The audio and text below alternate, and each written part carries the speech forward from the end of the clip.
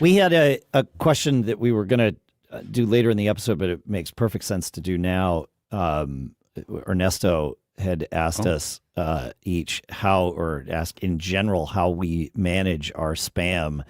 And while we're here, we should just answer that question. I can read it. Sure. We don't want need me to read the whole we don't- question? No. Okay. I think we just kind of like his question was essentially, how do you deal with spam? And here we are in it. Well, the way I do it, and I created a Keyboard Maestro macro years ago that matches essentially what Ben describes, but I do one extra thing, and that is I have the Keyboard Maestro macro mark the message as unread, and then move it if it's a good message. I have it mapped to Control F for false positive, and it moves it to my inbox so that it can be filtered. And I have another one. But it marks it on red, moves it to the inbox. Yeah, that's good. Yeah. Okay. That way it's new to me, right? Because it I mean, in theory, I'm not in response mode. I'm in like filtration mode. Do I want this to go back to the inbox, and I'll deal with it later? Later might be 2 minutes from now, but still having it unread because it's new. And unread also, I think, makes it applicable to like my other filters and that sort of thing, right? So it comes in, it's new, and if I have a filter that would catch it and move it somewhere else or do something with it, then the unread thing kind of helps with that. How do you deal with spam, Adam? A couple different ways. One, I mean, I only have it on my main MacCast account, but I for years used SaneBox. Yep. Which has kept me sane. Same. And that's a service that you sign up and you pay for, and you run your mail pre-runs through that basically, and it filters everything into different locations. Now that more of the apps are kind of doing this internally, including Apple's Mail app, I don't know. I still find it useful because it's got years of data about what's what, and then basically you can set up different kinds of rules and folders depending upon how you work. So, there's different filtering things that you can choose from. So like there's like sane, black hole, sane, and it creates all these boxes, and then it'll pre-filter. So, my newsletters go into one thing, potential spam goes into another thing. And it's pretty smart about how it learns and stuff like that. So that has been a great tool for years, and has kept my inbox sane as it advertises it.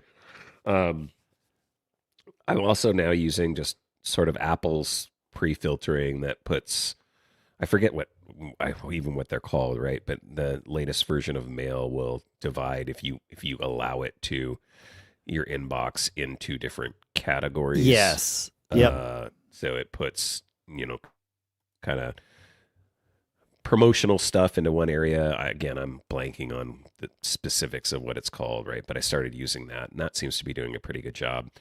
I have a question about that versus SaneBox, because I haven't used Apple's thing. I've been a SaneBox user since I feel like it was a cool stuff found that somebody sent in 100 years ago, and I immediately started using it and talking about it, and then it seemed like everybody was using it. But the one thing I really like about SaneBox versus when I tried Google's auto categorization is SaneBox learns my specifics immediately. Right. Like if I move a message from my inbox to my, let's say, Sane Later folder, right, which is where it sort of naturally puts receipts, or to my Sane News folder where it puts like newsletters, right, the next one that comes in that, is from that person or that subject or whatever those heuristics are, is immediately matched. Like I don't have to train it 4 times to convince it. It's a one thing. And the same in reverse. If it puts something in Sane Later or Sane News and I'm like, no, that one goes to the inbox. In the future, like immediately that training happens. Is Apple's trainable, or is it using like Apple's we know best heuristics that are sort of, I feel like it's more the latter. Yeah, that's what I thought. Yeah, okay. I think it's using Apple AI to kind of... Yeah. Makes sense. Okay. Yeah. The categories it has that I see are primary, transactions, updates, promotions, and it looks like there's another one over there that I can't... Oh, and all mail. And yeah, okay. Yeah. Yeah, and I don't know if I So- turned it on my desktop. I just opened up desktop. I'm pretty sure I did it on my mobile device, so I gotta play around with the settings. I just Yeah. started kind of using it. But the other thing that I most recently discovered when I was going through my mail is that, and I had already kind of started doing this with just the unsubscribe button. Like I started getting really diligent about the marketing emails and stuff that I use from companies that these are a lot of times companies that I said, okay, that's fine. I'll sign up for your mailing list. And I've now decided I don't want to be on their mailing list anymore. Sure. So I'm not talking about random spam ones because I'm always leery about those. But like it's, oh yeah, I signed up for, this app and now I'm getting all of their spam. So I bought something from LL Bean and now they want to email me every time they have a new promotion. Yeah. So using the unsubscribe button, which usually then takes you to a website, and depending upon what mail platform they're using, you may have to do additional clicks or, and it's kind of annoying because sometimes they try to get you like, why are you leaving? Oh, if we sent you less mail, would you stay? And you have to do a whole interview thing. Yeah. Annoying, but I've been diligently doing that, which has really helped. I bet. Yeah. Cut down on the amount of junk mail I get. But then I noticed yesterday I was sitting down going through my Apple mail, and right at the top of one of these messages, it says, this mail is from a mailing list. And there's an unsubscribe button that you can do right. Now, it's not working for every one of these types of emails, but for a lot of them, and then you just hit unsubscribe, and then Apple's doing some magic behind the scene, I guess, to get you unsubscribed. So I think there's a mail header that like the sender can put in that says, here's the unsubscribed link or something. And I believe that's what Apple Mail is filtering for. But it may be doing more, smarter things than that. So, but yeah, I think that's so I've been using that. So like, I'm great. A lot more manual, but I've been manually deciding to like manage my spam and try and do my part to tell people I don't want to hear from you anymore. Yeah, I don't want this anymore. I actually I know my chatbot ate my inbox. But I've trained my chatbot. It's smarter now. Two things about that. Number one, for the spam conversation, I now have my chatbot going through when I tell it to and checking my spam and finding things in my spam. And I will tell you, I mean, I've watched alongside it because, maybe I learned my lesson. And it's amazing how accurate it is for me specifically because it knows what the rest of my mail looks like. It has a corpus of data that it can use, that it has trained itself on, that is mine specifically. And I feel like it's the first time in my life. Fastmail does some of this for sure, but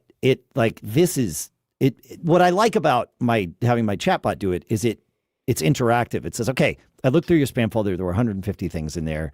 Here's 4 that I think you might want to consider. Do you want any or all of these? And I can answer that question, and then boom, it deletes the rest.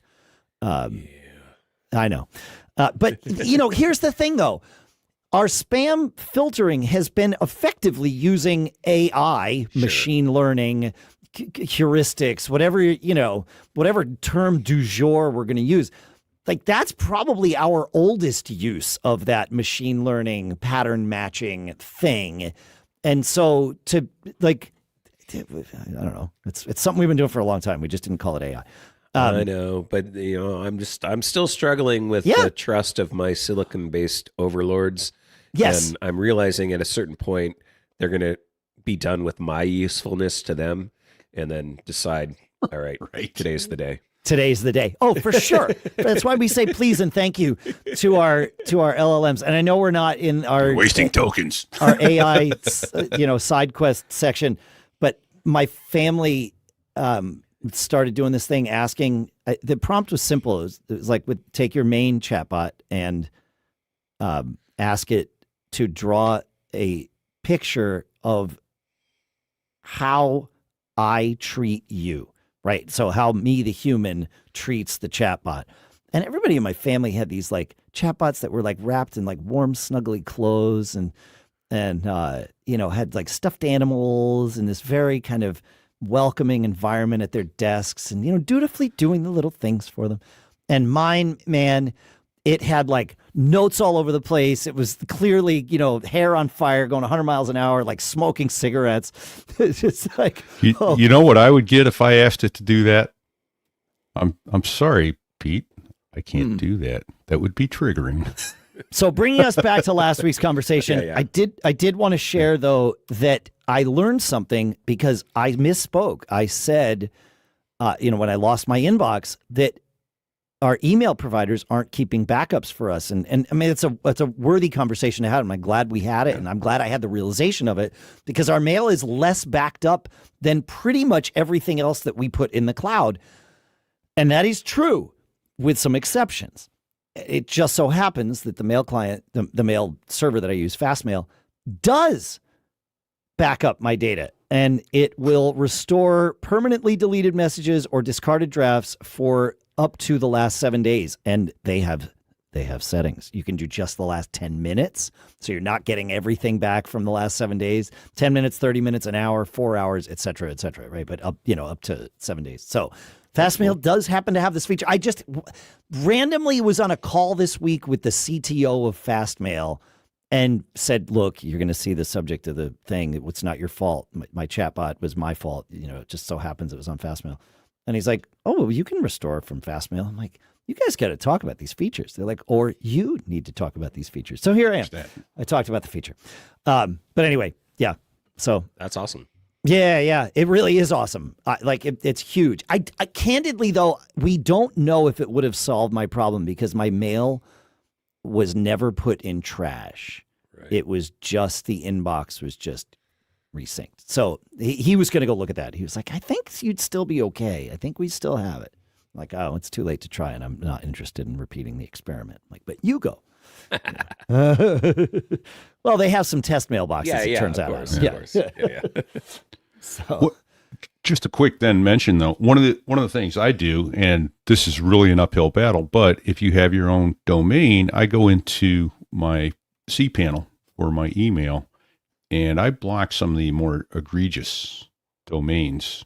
As soon as I create filters that as soon as it sees it's from that domain, it's gone. It doesn't even hit my inbox. It just goes away. Yeah. So. Yeah, I mean, you could do that with your. You don't even have to have your own domain. You could just build a mail rule. Yeah, that's true. Gmail will do that. Yeah. Anything from that. That's a great idea. Yeah. So, yeah. But that's really that's an uphill battle. Yeah, they keep you're writing right. new domains every day. Well, and they'll send mail from like MacGeekGab.com. I mean, hopefully nobody's getting spam from feedback at MacGeekGab.com because that's where we want to hear from you. Where feedback at MacGeekGab.com? That's right. Yeah. I was muted, but he said feedback at MacGeekGab.com. I guess the last thing would be. Oh, sorry. Sorry, is mail sieve still a thing, or is that long? It gone? is. Spam sieve, you mean? Or spam sieve? Is that what it's Yeah, called? it is.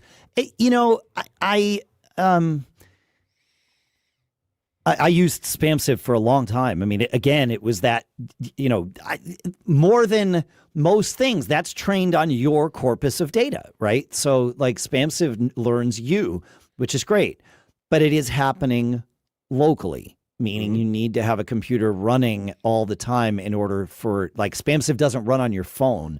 So it needs to be running on your Mac, and your Mac needs to not be asleep in order for SpamSieve to provide, or any, not just SpamSieve, but any local thing to provide that value. But yes, if you've got a machine running all the time, then SpamSieve is absolutely still a thing. And that's cool.